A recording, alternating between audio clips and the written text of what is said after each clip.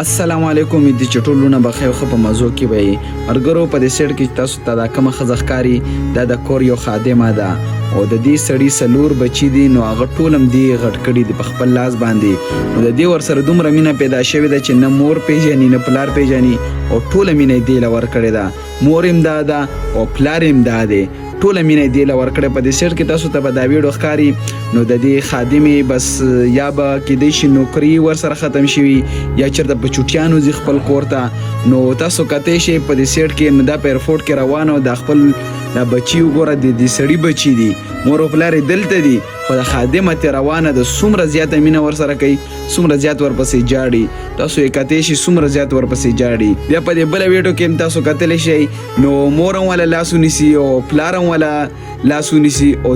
د خزم ولا لاسو نیسي نو دریوانه ولا لاسو نیسي او دا وګوره دا بچي ټولم د خادمه لا ورشي آیو د دې مطلب دا دی چې د ور سره داسې مینه کړي چې د مور مینه هم دی لا ور کړي د پلار مینه هم دی لا ور کړي ځکه دا ور سره دومره زیاته مینه لري بیا د خادمه بس زما په خیال په چټې باندې تلا یې کې د شکار ور سره بشوي نو هغه نه بچ په چټیانو راغه د دې بچیم ډیر زیات خپو روزانه به جړل بیا ولدي سړی ویل د کور نیکو